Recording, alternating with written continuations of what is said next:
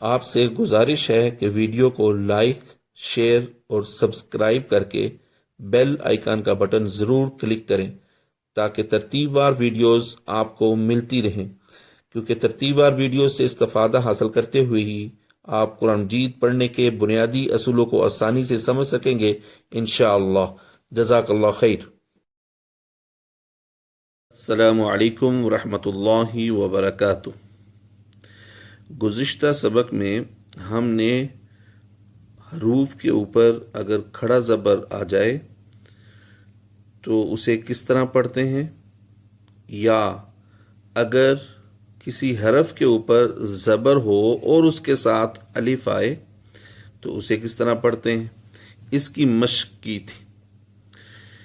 آپ نے دیکھا کہ ہم نے کھڑا زبر والے حرف کو بھی اتنا ہی لمبا کیا تھا، یعنی ایک الف جتنا لمبا کیا تھا جتنا کہ کسی حرف کے ساتھ الف آئے اور اس کے اوپر زبر ہو، یعنی اس حرف کے اوپر زبر ہو اور اس کے ساتھ الف آ جائے، تو دونوں صورتوں میں ہم نے ان کو ایک الف کے برابر لمبا کیا تھا۔ آج کے سبق میں ابتداً ہم اس کا تقابلی جائزہ پیش کرتے ہیں۔ سامنے یہ اس بات کی مشق کریں گے کہ اگر کسی حرف کے اوپر صرف زبر آ جائے تو اس کو کیسے پڑھیں گے، کھڑا زبر ہو تو کیسے پڑھیں گے، یا زبر تو ہو لیکن ساتھ الف آ جائے تو پھر کیسے پڑھیں گے، ان میں فرق کیا ہے پڑھنے کے اعتبار سے۔ تو اپنے سبق کا آغاز کرتے ہیں۔ اعوذ باللہ من الشیطان الرجیم۔ اعوذ باللہ من الشیطان الرجیم۔ بسم اللہ الرحمن الرحیم۔ بسم اللہ الرحمن الرحیم۔ با زبر با، با زبر با۔ یہ دیکھیں اس حرف کے اوپر صرف زبر ہے اور اس کے ساتھ کوئی اور حرف ساتھ شامل نہیں ہے، یعنی الف ساتھ شامل نہیں ہے، تو ہم نے اس کو کیسے ادا کیا، اس کو اختصار کے ساتھ، یعنی نہ لمبا کیا اور نہ ہی جھٹکے کے ساتھ۔ اس کی مشق ہم جب زبر کا قاعدہ پڑھا تھا اس میں کر چکے ہیں۔ تو اس کی آواز کیسے آئی ہے، با زبر با، با زبر با۔ جبکہ آپ اس حرف کو دیکھیں تو اس با کے اوپر کھڑا زبر ہے، تو اگر کھڑا زبر آئے تو ہم کیا کرتے ہیں، اس کو الف کی طرح پڑھتے ہیں، ایک الف جتنا لمبا کرتے ہیں، اسے ایک الف جتنا لمبا کرتے ہیں۔ شاباش۔ اور الف کی مقدار ہم نے گزشتہ سبق میں پڑھی تھی کہ الف کی مقدار کیا ہے، اگر الف کی یہ مقدار ہے، ایک انگلی اگر ہم لوگ بند کو کھولیں یا پھر کھلی ہوئی انگلی کو بند کریں، جتنی، ہاں شاباش، اگر ایک انگلی آپ کے ہاتھ کی بند ہے اور اس کو کھولنے میں جتنی دیر لگے، یا اگر آپ کے ایک ہاتھ کی فنگر کھلی ہوئی ہے اور اس کو بند ہونے میں جتنی دیر لگتی ہے، اتنی مقدار کو ایک الف کی مقدار کہتے ہیں، یعنی جتنی دیر لگی اتنا اس کو لمبا کرنا ہے۔ تو ہم اس کو پڑھیں گے، با کھڑا زبر با، با کھڑا زبر با۔ جی۔ اور یہ بات بھی ہم گزشتہ سبق میں پڑھ چکے ہیں کہ اگر کسی حرف کے اوپر زبر ہو لیکن ساتھ الف آ جائے تو وہ بھی ایک الف کی مقدار ہی لمبا ہوگا، یعنی اس کو بھی ہم لمبا پڑھیں گے۔ کیسے، با الف زبر با، با الف زبر با۔ شاباش۔ اب آپ ذرا غور سے ان دونوں آوازوں کا، بلکہ ان تینوں حروف کی جب ادائیگی کی تو ان کی آوازوں کو ذرا جج کریں، ان کی آوازوں پر ذرا غور کریں. جب ہم نے اس حرف کو پڑھا، یعنی صرف خالی جس حرف کے اوپر زبر تھی تو کیا آواز آئی؟ کھڑا زبر جب حرکت تھی حرف کے اوپر تب کتنی آواز نکالی یا کتنا اس کو لمبا کیا، اور جب الف آ گیا اس حرف کے اوپر زبر تھی اور الف آ گیا تب ہم نے کتنا لمبا کیا. یعنی پہلی جو آواز تھی حرف کی با، با زبر کیا تھا؟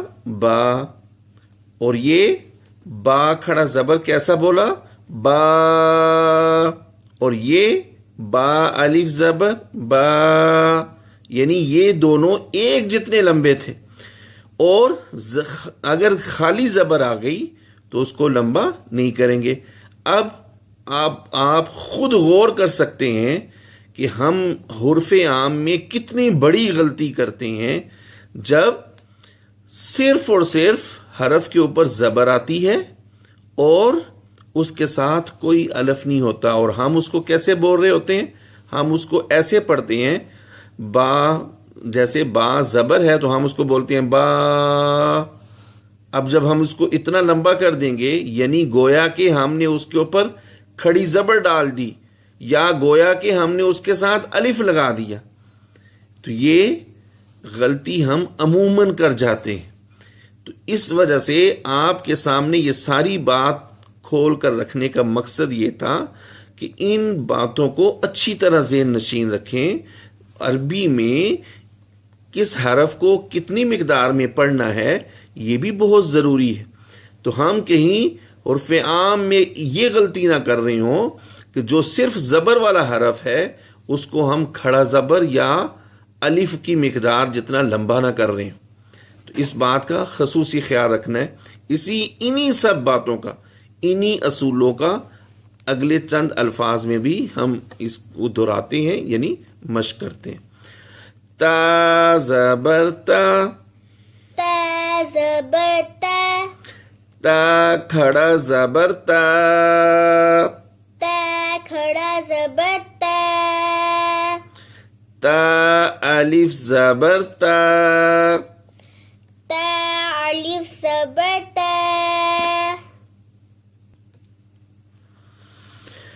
جی نون زبر نا، نون زبر نا، نون کھڑا زبر نا، نون کھڑا زبر نا، نون الف زبر نا.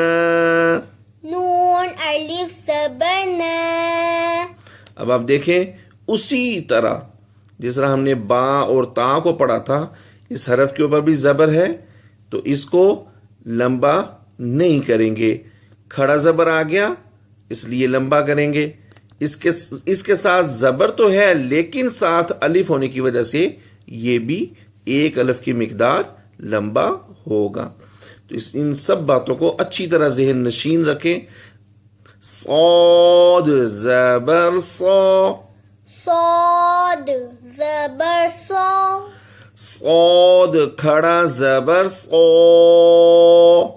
صاد کھڑا زبر صا، صاد الف زبر صا. صاد الف زبر صا. جی یہ چند حروف تھے جو آپ کے سامنے زبر، کھڑا زبر اور کسی حرف کے اوپر زبر ہو لیکن ساتھ الف آ جائے تو اس کو کتنا لمبا کرنا ہے. ان بنیادی اصولوں کو سامنے یعنی مد نظر رکھتے ہوئے ان کو کیسے پڑھیں گے، ان کا کیا تقابلی جائزہ ہے، یہ اصول آپ کے سامنے پیش کیا گیا، آپ کے سامنے یہ اصول بتلایا گیا. اس کی آپ اچھی طرح مشق کریں.